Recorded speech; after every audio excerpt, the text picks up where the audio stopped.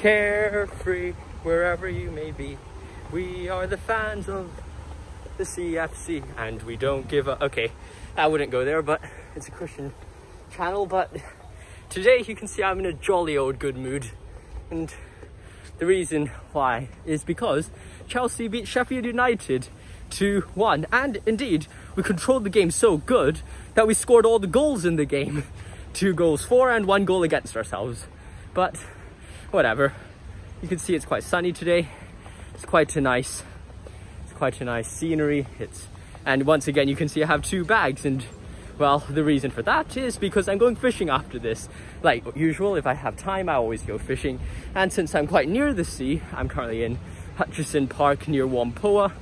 I completely plan to go fishing and see how it goes. It's a very sunny day. This park is quite new. Looking for, like always, beautiful places to take you to. And as you know, this is called Hutchison Park, and there's birds literally everywhere. It's luckily that this is indeed COVID and not bird flu, otherwise I might be a bit worried here. So as you can see, there's a pagoda right behind me, which I'll show you some water around here.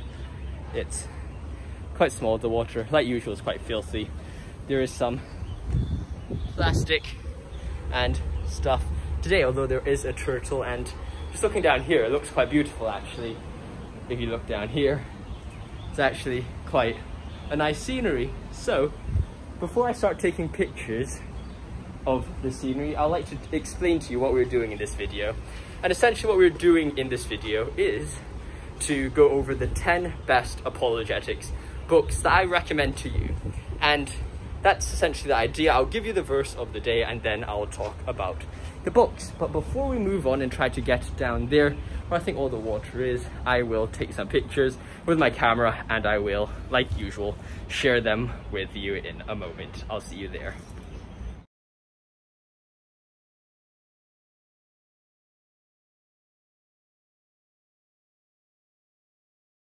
So as you can see, there were some turtles in the pool, and now I get to, now the pictures are out of the way, try to walk down towards some of the more beautiful places and the beautiful rock formations. As I'm walking down, I keep on seeing these new different angles which are making me quite want to just take my camera out again, and that might cut this video a bit too much for your liking. So what I plan to do is perhaps just get into the verse of the day and talk about the verse while we're walking down to this area, and then I'll just put some or a mixture of pictures after I talk about the verse. So essentially the verse of the day is, and I'll say it a bit more quietly because I don't want to disturb too many people, but it's essentially the idea that it's essentially this fundamental thesis of apologetics, and especially Christian apologetics. And it says, this is in 1 Peter chapter 3 verse 15, "But in your hearts receive Christ as Lord. Always be prepared to give an answer to anyone who asks to you, to give reason for the hope that you have." And the reason for this, or the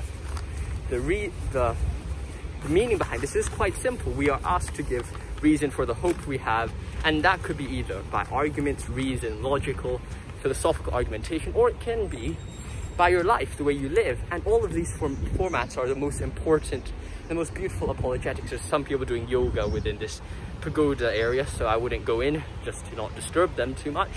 But essentially, sometimes your life is the greatest apologetics, and that's why the books I'll be recommending in a moment are indeed not just philosophical arguments for the existence of God, but also guides to how to live a better Christian life and things like that. So I hope you'll enjoy this wide spectrum of different beliefs and books that I provide you in a bit, which will be ranked from easy to difficult.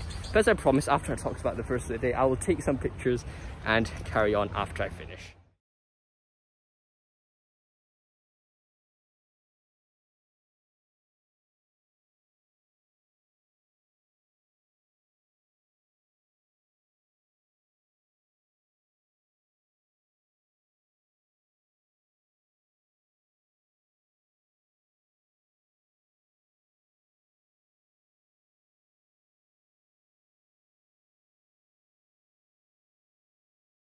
So I do hope you've enjoyed those pictures. I did walk indeed for a bit longer than you might expect, and that's why there's a lot of pictures from a lot of different angles and places. But that's essentially because there's so many people doing yoga literally everywhere. So I had to kind of walk past almost the entire park before I could find another space to start recording, which without me thinking that I'll disturb anyone a bit too much. So I hope you've enjoyed those pictures, and without further ado, because I know you're indeed here for watching or knowing the most important or the 10 of my favorite apologetics books for beginning, starting Christians and just beginning apologists in general, let us hear them. So I have a range of arguments from, or books from, the most easy, the most simple ones to read to the more difficult ones to read, and I hope you've enjoyed them, and I will list them out like now. And I think it's very important that we separate these books from who wrote them, because at the end of the day, the books are the books and the writers are the writers. No one lives a perfect life, so we can't judge the book by their writer. So essentially the first book, or I'll start off with the easier books, the ones that I think if you don't like reading too much or you just want a brief intro into apologetics, these would be indeed the best books to purchase for yourself.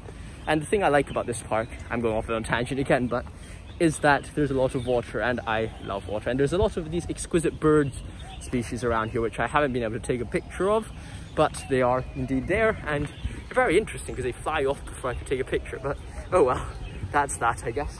I'm almost out of the park soon. I'll walk up this hill and continue talking there. So I think, because there's a pagoda up there, I don't think there's anyone up there, so I wouldn't be disturbing anyone. So essentially, let's start off with On Guard, and that is indeed just a summary, basically. It's a very good summary for a different argument for the existence of God, from historical arguments, from cosmological arguments, and other things like that. So it is a very interesting book, and indeed a very easy read, because it's written by William Lane Craig, one of the greatest or best apologists, who does a lot of debates and discussions with other atheists and people like that on different topics. So as you can see, these are indeed very interesting things that you could check out, and I'll recommend you to check out On Guard as one of the first books you turn to. And while it doesn't provide the most in-depth discussion about the individual arguments, it does give you a good stepping stone into those works. And another book which I like a lot is called Tactics by Greg Koukl, and this is and I might have butchered his name, but this book is indeed very interesting and approaches apologetics and teaches you, well, how should I ask these questions? How should I deal with these problems? Should I approach this from a question asking way? Should I argue with people? How do I approach apologetics, and how do I interact with apologetics with others? And it's a very good summary after you've read something like On Guard, after you know the information about how you can deal with criticism and arguments against yourself, your position, and how you should respond to them. So that is Greg Koukl's Tactics. Another easier read is by Ravi Zacharias, called The Real Face of Atheism. And while there is indeed some controversy about whether Ravi Zacharias was the best moral person or not, as I've said, I don't want to make this a discussion about who is the person behind writing the book, but more just as what the book is itself. And I think The Real Face of Atheism really helps summarize the absurdity of life without God, and how it's very difficult to ground things at objective meaning and objective purpose in an atheistic worldview. So that's a very interesting book on the easier side. So with these three easier books out of the way, let's turn to some medium difficulty books, which I think are worth reading and also good for getting deeper into apologetics. And these are Reasonable Faith by William Lane Craig, which is indeed very similar to On Guard. It is a more difficult argument and a bit more difficult read, but it is also interesting and is more wide and deeper, and gives you a deeper and more sufficient understanding of the topic. So that is definitely worthwhile to have a look at and learn a lot from.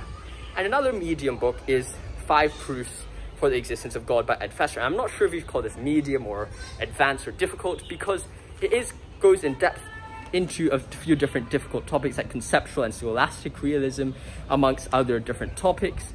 But it is a very good summary of different philosophical schools of thought and also different ideas in philosophy. So I think it is a very interesting book for you to read, and as the name suggests, it is 5 arguments for the existence of God, which not only allow you, or the knowledge of these arguments not only allow you to develop and defend those arguments, allows you to develop your own arguments. It's like how I read the book and was inspired to develop my modal mathematical argument for the existence of God.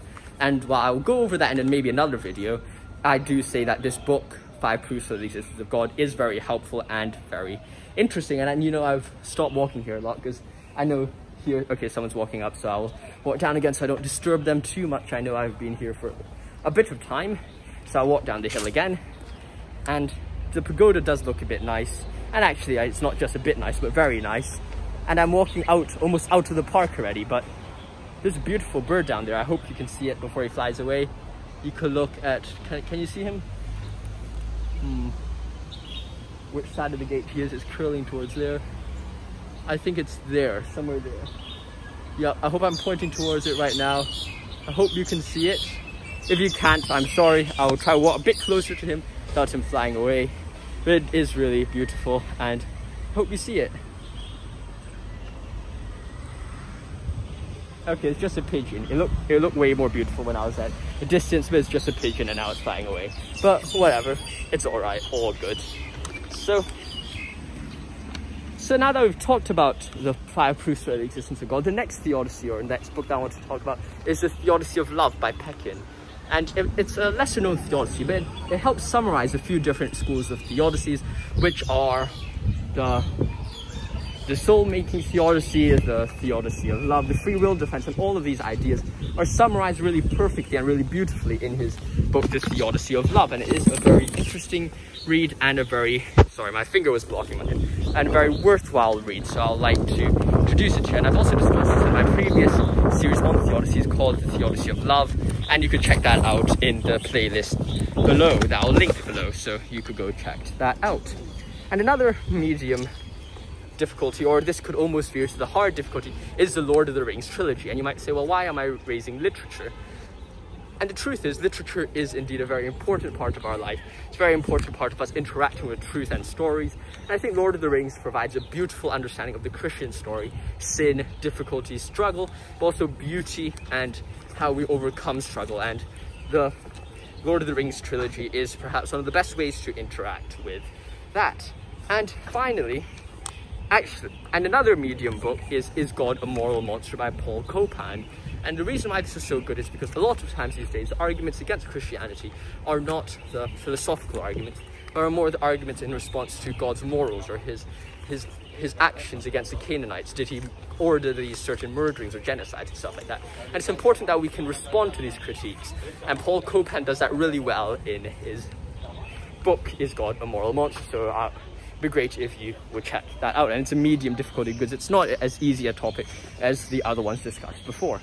And now finally, for the 2 hard books I would like to read, which I think are definitely worthwhile despite them being quite difficult to read, and these are The Idiot and the Brothers Karamzov by Dostoevsky. And I talk about The Idiot and Brothers Karamzov a lot these days and a lot in our discussion, but I think it is definitely a very worthwhile read, and it helps, The Idiot helps you understand the human struggle and the position of pain and torment in humanity.